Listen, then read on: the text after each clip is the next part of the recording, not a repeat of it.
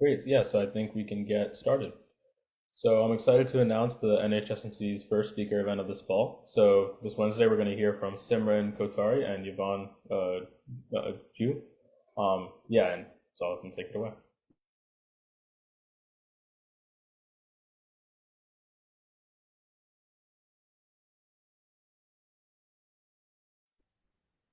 Yeah, awesome. Thank you guys so much for joining us here today. So we are Microfinance at Berkeley, and we prepared a little presentation for you just so that you can have a better understanding of what we do here at Berkeley, and hopefully that'll resonate with some of the things that you guys are doing in the organizations that you guys are a part of.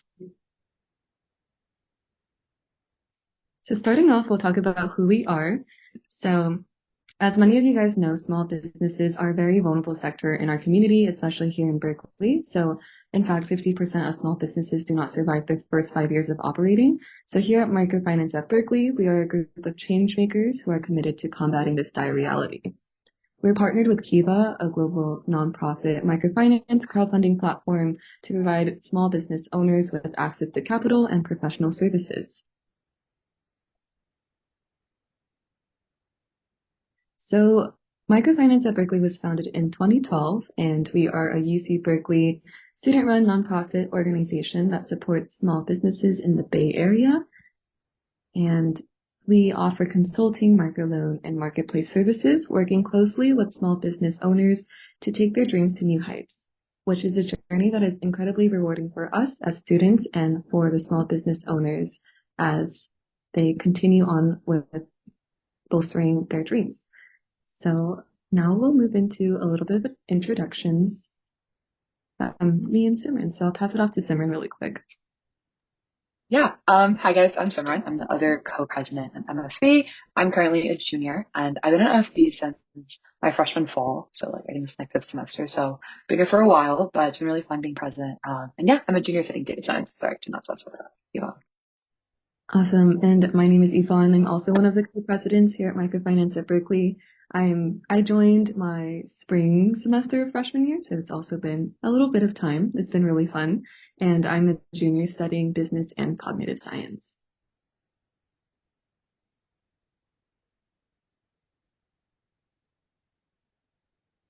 Okay, so now onto what we do in more specifics. So our organization operates with three branches, the first being microfinance. So this is where we work with clients as a Kiva trustee so that we can endorse borrowers. And essentially that sort of increases their likelihood of receiving the amount of funding that they requested. And then another branch of it is marketplace. So this semester we're bringing back marketplace after COVID. Essentially, this is like an on-campus farmers market that we host every semester. And the main purpose of this is to just familiarize our student body with the local small business community, supporting them in any way, shape, or form that we can. So that's actually coming up this Friday, which is super exciting. And then last but not least, we have our consulting branch. So this is where our project teams works alongside the clients to offer them business solutions to a variety of different challenges or obstacles that small businesses are currently facing. And essentially, we're strategizing ways in which we can support them long term and ways in which they can improve their current operations.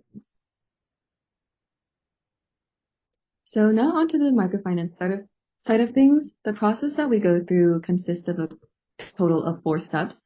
So first and foremost, we conduct outreach to our community, and that's oftentimes used through cold emailing. So essentially, we will have our associates research a couple of businesses that they come across or that they're interested in, and then they'll sort of introduce the services that we have here at Microfinance at Berkeley. And in addition to this, we also attend in-person farmers market events, and that's when we get the chance to really interact with these small business owners and vendors one-on-one, learn more about their story, and see if microfinance would be something that they'll be interested in. So once a small business owner shows interest in receiving a microloan, we then hop onto a call, learn more about sort of the history of their business, their passions behind it, and then we also conduct due diligence on the financial statements that they send over. And essentially with the due diligence process, this will enable us to sort of see whether or not this is a viable solution for them and whether or not they'd be able to pay back the loan without sort of it being burdensome on their business. So after we recognize that they qualify for a microloan endorsement, we then help them write the loan application for Kiva. And essentially, this is where we draft up their personal statements, really providing insight as to what this business is, who the business owner is, and what they plan to do with the loan in the long run. And once the application is approved by Kiva, this is where the lending process begins. So there's a total of 2 stages for the lending process. The first one being private fundraising. So they'll have an allotted amount of time to leverage their personal network to reach a certain threshold that Kiva sets for them. After they reach that threshold, it then becomes public, where everybody using the Kiva website can donate however much they want to help them fulfill the requested amount of capital that they have selected. And we mentioned that we are a Kiva trustee. So essentially what that means is that we have the power to endorse loans to fundraise on Kiva. So to date, we have endorsed and helped distribute over $300,000 in microloans, some of which that are listed on here might not be familiar to you guys, but it is really close to our campus. So we have Caffeinated Coffee Company. This is a cafe, and we help them upgrade their brick and mortar store. Then we have Nam Nam Banh Mi. It's a Vietnamese sandwich shop, and we help them expand their operations, staff, and marketing with the loan that they received.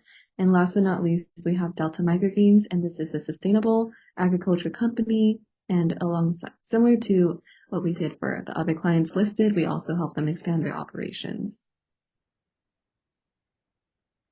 So this semester, these are our loan managers, and essentially each loan manager has a different focus that they want their team to really hone in on when they're doing the outreach. So for Brendan, he's very, very keen on environmental sustainability and clean technology.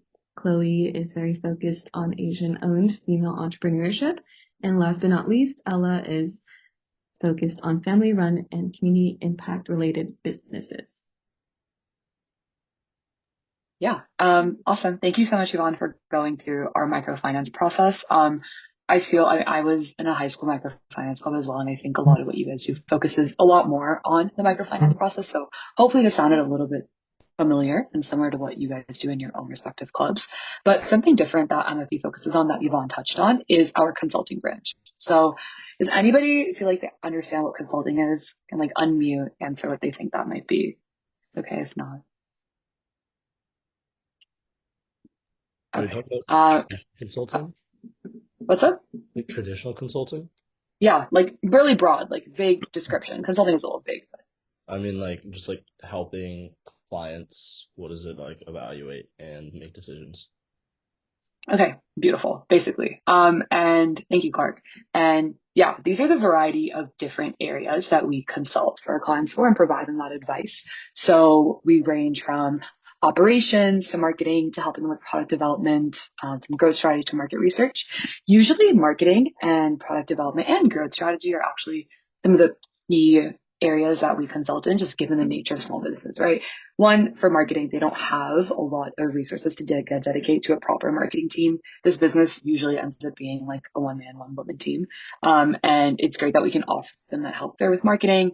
For product development, they also, again, are a small business. They're looking to develop their products. So that's a lot of our consulting focuses on as well. And then growth, sometimes they're at a stage where, you know what, I have one brick and mortar store, I want to expand to another one. So we'll help them figure out, hey, like which location in the Bay Area makes most sense for you to relocate into? What are some partnerships you can work on, e-commerce strategies, etc. So here's like a general overview of what we do in our consulting branch at MFB. So here are a couple of our past projects that we worked on. Yvonne mentioned Caffeinated for loan clients as well. And obviously you guys aren't in the Bay, so these won't seem familiar, but some of these are super cool, like local businesses. So it's really awesome that we get a chance to build these connections. I mean, speaking for myself, I go to Caffeinated like all the time. I think it's the best coffee I've ever had. That's the project I worked on. Like incredible pastries. I'm not even just trying to gas them up. I really believe this. But it's really cool to be able to work with these businesses who we do really enjoy and like their products. And so now I'm going to go a little bit deeper into what our projects are this semester and what they are focusing on. So our first project, led by Rohan and Aiko, who are project managers, they're working with a horticulture plant shop called Planter Day. And their project scope, they're focusing on e-commerce optimization. So the growth strategy that I was talking about earlier, diversifying their revenue streams. So Planter Day is a plant shop, so they sell plants, but they also have been using their space as an event space to rent out to like a comedy club or somebody who wants to host like a pottery night at the shop. So that's what they mean by diversifying revenue streams. And Rowan and I have been working to see if is that a possible solution and is that a great revenue stream for them to continue pursuing. Customer engagement and retention, that's a little bit on to the marketing side, brick and mortar expansion, more on the growth side, and then digital marketing also on the growth side. So to summarize, their areas of focus are revolving around customer retention, e-commerce, and marketing. Now we're going to hop into our second project led by Heidi and Katie. They're actually working with two small businesses because both of them had smaller project scopes. We decided to combine them so they can have a full blown out project for the semester. So Q Boba is a boba shop. They actually just opened a year ago. And raving reviews, like Yvonne just went like the other week and loved it. And then Darling Electric is a hair salon also in the area. And their project scope is revolving around wholesale partnerships. They just did the presentation yesterday, and Cuba was looking for some like chili oil manufacturing. So this project team has been researching a lot on how they can build these wholesale partnerships and where they can find these wholesale partnerships to make sure that Cuboba is creating the most cost-efficient chili oil that they can. That kind of ties into optimizing production there. Also digital marketing, like I mentioned earlier, a lot of our project scopes are related to marketing, outsourcing production, and sustainability initiatives as well. So again, to summarize, these areas of focus are around market expansion, marketing, and continued sustainability for Cuboba and Darling Electric. Now, for our third project this semester, we have Re-Up Refills. So this is Bob and Rohan are the project managers for this semester. And Re-Up Refills is a bath and kitchens item shop. Like the name suggests, people come in and refill whatever these products are. So it's like a recyclable business. And their project scope is revolving around market expansion through incubators and VC funding, which is really interesting. Usually small businesses aren't really looking for VC funding, so it's pretty cool that Re-Up Refills is. So they have a pretty interesting project scope in what they're working on. So Bob and Ron have been leading a team, and they've been having them research so many different incubators and VCs that obviously were in the Bay, so they're like hundreds. And the consultants have been working on determining which incubators would work for Re-Up Refills, which VCs would possibly be interested, etc. They've also been expanding on e-commerce channels, and like Heidi and Katie were also doing for Cuboba, they're also developing wholesale partnerships. So again, to summarize, their areas of focus revolve around startup growth, e-commerce, and wholesale production. Anybody have like any quick questions I can answer about any of the projects that come into mind? Yeah. So, how would you characterize your relationship with the people that you're working with in these projects? With different businesses when you're actually funding them. Yeah. So do you mean like the client Yeah. relationship with us? Yeah. Yvonne, if you want to touch on this as well. So I was a project manager maybe 2 semesters ago. So I mean how the process, like the timeline works is you're in contact with your client. You're having calls with them either weekly or bi-weekly or at least weekly check-ins through text. I had a group chat with my small business owner that I was working with. And we've honestly had the pleasure in the last couple of semesters of being able to go in person. We try to emphasize that the businesses that we work with are in the area and are at least super close to us. That way we can go and visit them and actually build a really nice close-knit connection. I remember with my I worked with Hugo Mat, which is a baby mat company, very random, but it was such a great experience. And we went and visited her entire workshop one day, saw exactly how each baby mat was made. And she was like the sweetest person ever. We literally met her child. She brought us donuts. So we build these really awesome, nice, close-knit relationships with our clients. And I think that results in some really good work. I mean, I'm pretty sure everyone, again, like I said, has each other's numbers, always having check-ins, catching up with each other, and everyone's in the loop constantly. I hope that answers your question. Yeah, and then sort of just adding on to what Simran had said, oftentimes the loan clients that we do get converted into our consulting clients. So with the contact that we have with them are a lot longer. And with the marketplace that we're bringing back every semester, we are reaching out to our past clients to invite them back again. So I would say that is also something that's pretty special. We sort of see them grow, see the impact that we've made, but we also grow alongside them. So it's a very, very heartwarming and very touching experience to be a part of. And as Simran mentioned, when we're working with them, we're oftentimes learning about their journey. So just hearing how resilient that they've been and how they've persevered through a myriad of different challenges, especially the pandemic, is really, really inspiring. So I think just being able to be in contact with these clients has been really eye-opening to us and a lot of our members. So this is definitely something that we continue to strive to learn from. And I think that's what's really brought us back to the organization despite having joined a couple of semesters ago. Yeah, for sure. And someone also asked how we find our clients. So like Yvonne just mentioned, we use sometimes our loan clients and we convert them into consulting clients. So how we find these loan clients is through email outreach. So all the loan teams, like we mentioned, you saw earlier, these three, right? They all lead teams, and every week the consultants on these teams are responsible for reaching out to businesses in the local area. So researching online, I used to literally go on Google Maps and like zoom into businesses in the area, find their website and email them and be like, hey, we're MFB, this is what we do. Are you interested? So that's one way. And we do the same thing for loans and consulting. And then two, Yvonne also mentioned, Yvonne, do you want to talk about like marketplace outreach, like farmers market?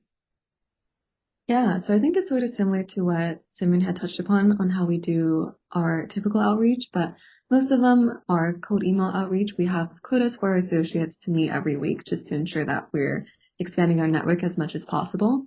And then alongside that, we do go to local farmers markets, sort of see if there's anything that catches our eyes, and then we sort of pitch our services to them.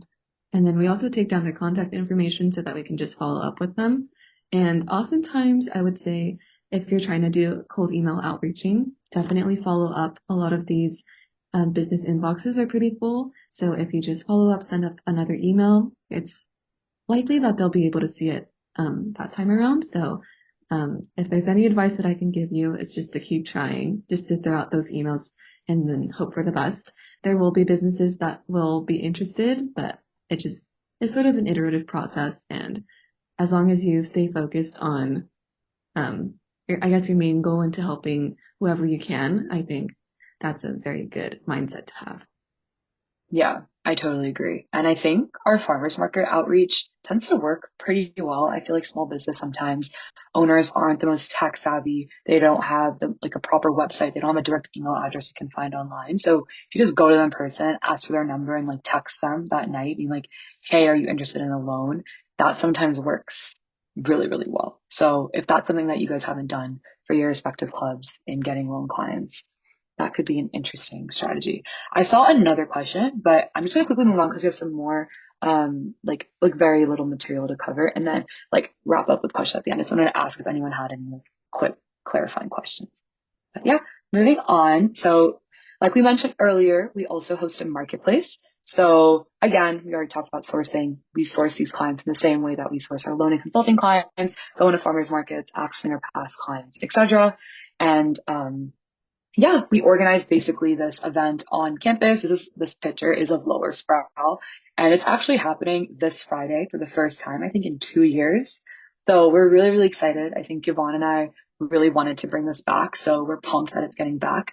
I put our Instagram in the chat if anyone wants to like search up and see like who the vendors are, how the process looks like if you guys are curious at all. But yeah, we're really, really excited about this. Our ultimate goal with this is to just connect small businesses with the Berkeley community as much as we can. I know students at Berkeley especially love connecting with small businesses, but sometimes we don't have opportunities to get to farmers markets. You know, campus is here. Sometimes things are too far. So we're really excited to be able to bring all these businesses to students directly. Lower Sproul is an area that everyone is constantly walking by. So hopefully it'll be really great and we get a bunch of foot traffic. And yeah, just a quick wrap up about a little bit like about our family and where we go career wise and how we help all the members in our club. If any of you guys were looking to like establish professional development in your clubs, we help, obviously, our new associates develop a deeper appreciation for their small business communities. And everyone in MFB is truly a community. So you have friends that are there to help hang out with you, go out with you, but also to help you land your dream internship or career path. Literally last week, I was like stressing out about my resume. I texted my big and she like helped me the next day. We ran through it for an hour. So it's a really great community that we have here. And in accordance with our community, we also have our alumni network that we use as a resource to discover new interests. So sometimes they'll come in and talk about the different industries that they're working in, etc. And here's a couple of companies that people go to after being a part of MFB and after their undergraduate career at Berkeley. But oh, okay, she's loading slowly. But yeah, that's basically the end of the presentation. Now I feel like we can take some more questions. Yvonne, if you want to talk about the loan question. Yeah, so I gave a brief overview of what, I guess, a general sense of what some of the products have been used for. I guess to provide specifics, I mentioned Delta Microgreen, so that is like an agriculture company. Essentially, they're based in this county called Solano County, that's in the Bay Area, and what they were looking to do was really improve their sustainability measures. So currently, the way in which they sort of harvest these microgreens is using vertical farming. So they were trying to see how they can sort of preserve or conserve more, for instance, water, electricity to get everything up and running without as much high of a cost. So in order to do that research and development process, they obviously needed some funding. So for this specific business, that's what they allocated the majority of their loan to. And hand in hand with that, they also wanted to further develop their community impact side of things. So they work with local high schools. They invite them over to their little facility and they show them sort of the processes in which they are growing these microgreens. And they also provide them with little samples of microgreens to take home so that they themselves can build their green thumb. So there's sort of a lot of nuance or a lot of different ways in which these loans are utilized, even within one specific client. So they have the freedom to sort of utilize it however they want to. But yeah, that's one of the examples. Feel free to let me know if you want another example, but Delta Microgreens was definitely one that stood out to me. This was the first loan client that I had, and I hadn't really been familiar with microgreens or any agricultural stuff. So it was definitely super interesting. And the owners that we hopped on a call with were also super passionate about microgreens too. So it was like, ooh, sort of another universe that I was introduced to. I just pulled up their website for reference. I feel like microgreen is super niche. If anyone was confused, but I think those are the owners, and this is what vertical farming is. So that's what they were doing. A lot of times in our work with either loan clients or consulting clients, we work with companies that are doing really interesting niche things. So Delta Microgreens was definitely one of those. I think again, that's also just the nature of small businesses.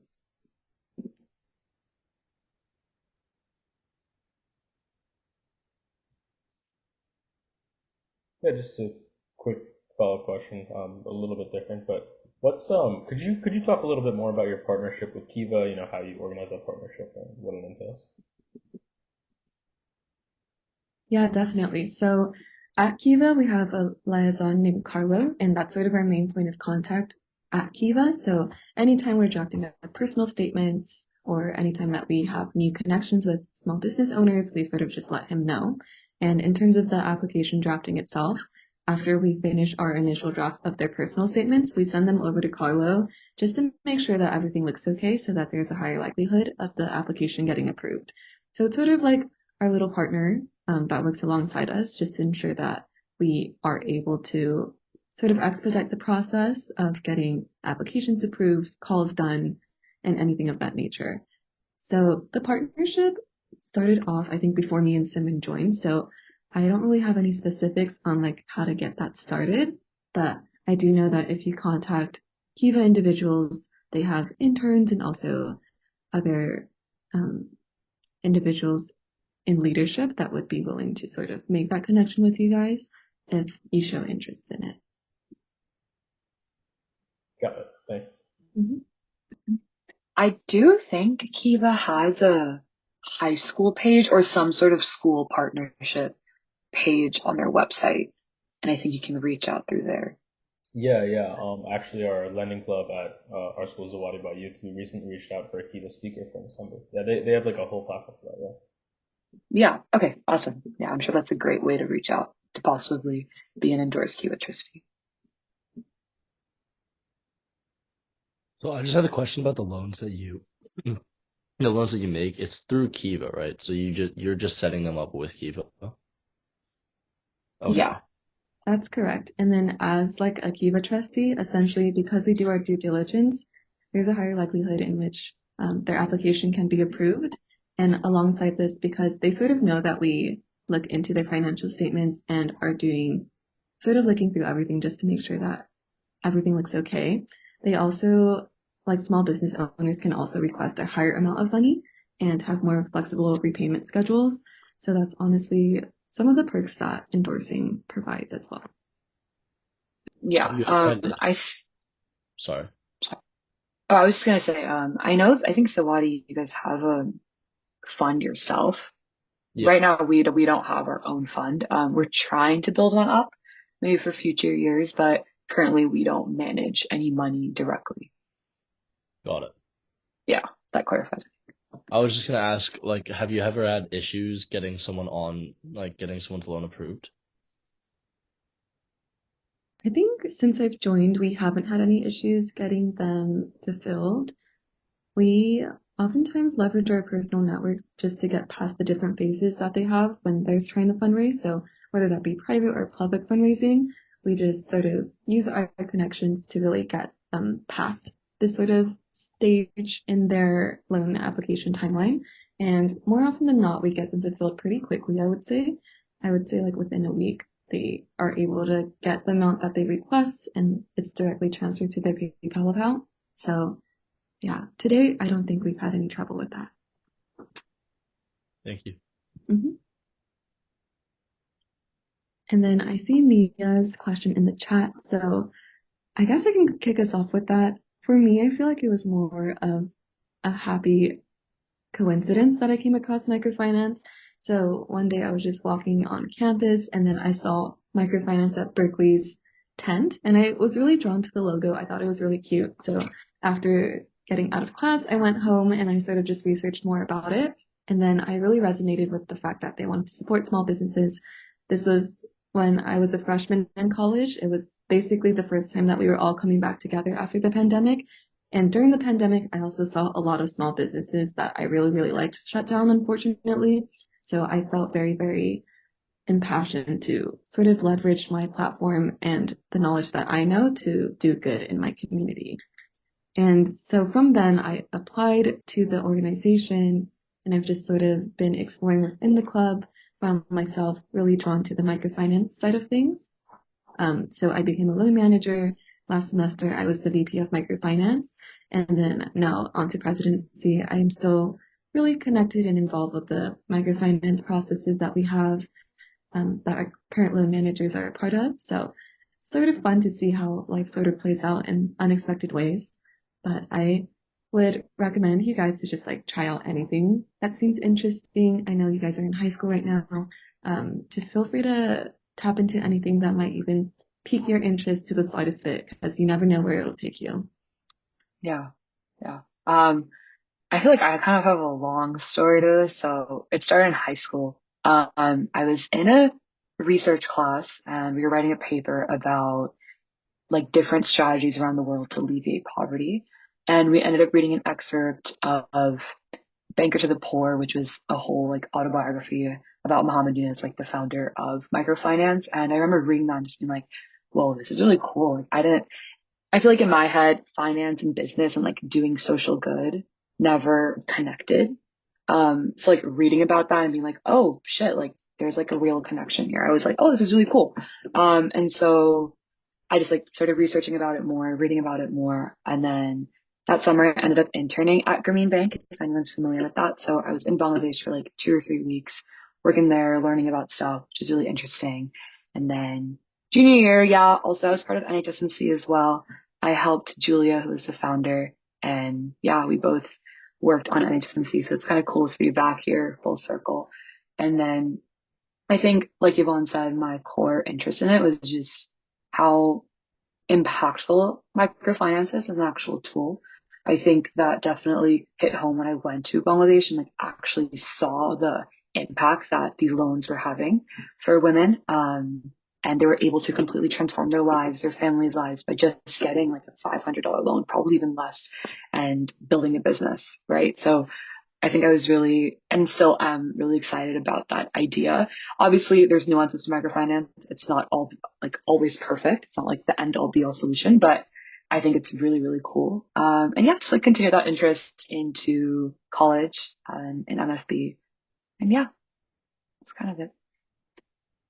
And then to clarify what Aaron's asking, I'm not exactly sure if I'm going to give you an answer to this, but I think we're kind of like a mix of what you're saying. So we like MFB isn't a like participation, like you just apply and like get in kind of club. You have to go through a process to get into the club and like showcase your passion for small businesses. So I guess there is like a level of competition, if you were to say, but at the core, it is like your mom was mentioning about learning what microfinance is and supporting our small businesses at the core. So yeah, we're kind of like a mix of the two.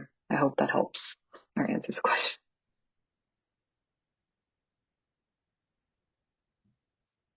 Yeah, just a quick follow-up question on what you just talked about with your experience in Bangladesh.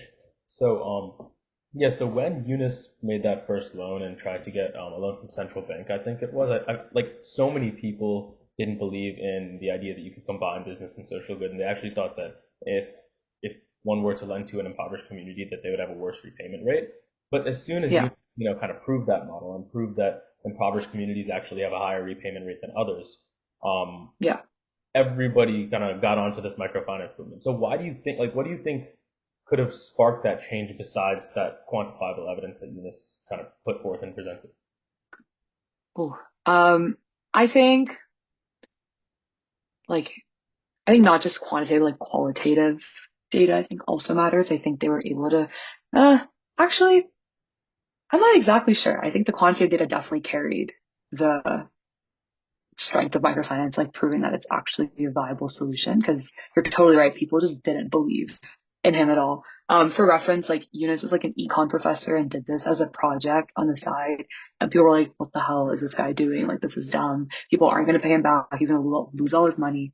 But he actually was like able to get people to pay him back with interest. So I honestly think it was like an experiment process, right? Like people saw that he did this and it actually worked. And yeah, I think what also was special about Eunice's process was the way that he implemented microfinance. And I think people learned a lot from that as well. So obviously like the data that was driven from that, but the actual process of how he did it, right, was like group lending, making sure that one, he mainly only lended to women, lent to them in groups, or like certain caveats that he had to the way that he wanted things structured. And when there's been other microfinance groups trying to copy the same structure, or not copy the same structure, or like do something different, sometimes it hasn't worked. So I think yeah, I'm the proof of that structure. And then also, obviously, when you go there and you go on the ground, you see everyone living a better life from what you can tell. So I'd say that. Thank you. So like as a high schooler, would there be any suggestions that you guys had to like help create like more of like a local impact or just like an impact in general?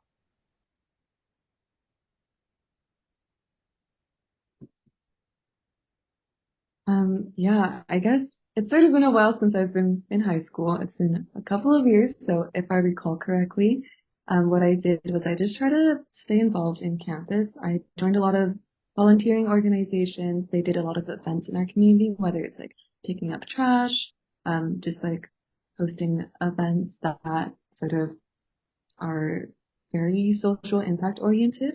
So just and if there aren't opportunities that are readily available that you can just join and be a part of, something that you can do is also just create opportunities for yourself.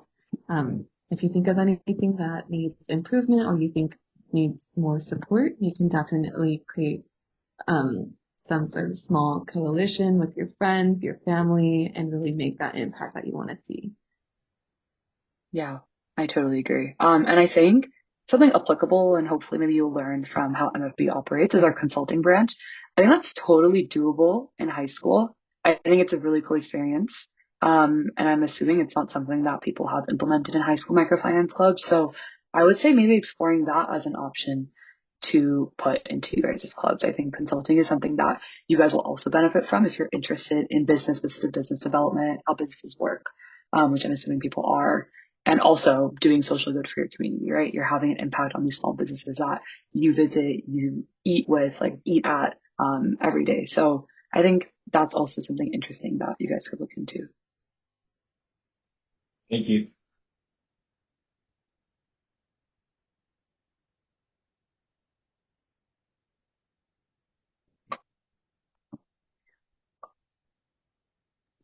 Hey, so I was wondering what differentiates you guys from other college microfinance institutions and clubs or just groups in general? Yeah, I guess in terms of the microfinance side of things, we are the only microfinance club on campus. We have like other finance clubs, not quite the same as what we do here in microfinance at Berkeley, since we work directly with small businesses and all of our services are free. So it does not pose any financial detriment or burden onto the already vulnerable local entrepreneurs around the area. So I think that's very special. Um, and because we're working with small businesses, oftentimes the main point of contact is the business owner and founder themselves. So we're speaking directly to, I guess you can say, the people in charge, and the recommendations that we're providing directly to the person who has the authority to make change is a very sort of direct connection that we have. So I guess in terms of the associate side of things, when we're working with our clients, a lot of the times the things that we talk about and we recommend are implemented in real life. So I think that's something that you don't really see in other organizations that work with larger corporations. I keep saying a lot of the time, but they don't really have as much authority to make the change or embed the change that are recommended by the college students around campus. So I would say first, the small business aspect and microfinance aspect is very unique to us at UC Berkeley. And second of all, I guess the impact that we have is also very, very special and not very readily seen if we sort of look at Fortune 500 companies or anything of that nature. Yeah. And I think even compared to other microfinance clubs across the country at different colleges, I think we've been established for a while before. So maybe it's not really much to our doing, but just the fact that we've been around for a while. I think, like you mentioned, we're able to have a lot of impact in the work that we do. Yeah, but I feel like to be honest, I think other microfinance clubs across college campuses operate in a similar way. So, yeah. Okay, thank you for the information.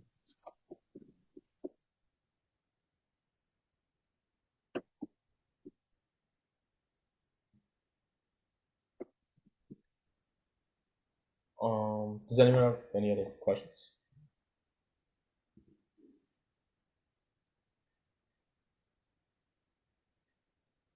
All right. If not, thank you so much, Simran and Iman. This was amazing. Yeah, thank you guys for inviting us to this event and setting up everything. We really, really enjoyed talking to you guys, learning more about what you guys are up to as well. And I know for some of you guys, it's like college season, application season, but we just want to send our support over to you. We know it's really stressful, but the fact that you guys are even part of microfinance and are interested in doing community impact work is also amazing, amazing. So just rooting for you guys and good luck to whatever you guys do. Thank you. Thank you. Thank you guys so much. Yeah.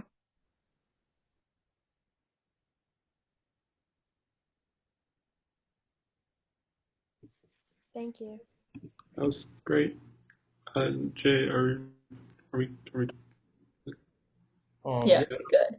Thank you guys so much. That was great. Like, learned so I don't know what much. to say. Okay. Good. I hope it was helpful. Like I was rambling a lot, but Oh, I hope you guys learned something That from was it. great. I really enjoyed hearing the stories about the microgreens. Because I just think this is so cool because all these like businesses, especially in the Bay Area, they always have like the craziest, most progressive stuff. And I feel like there's so many things that are like that are new and cool and it could easily take off in a way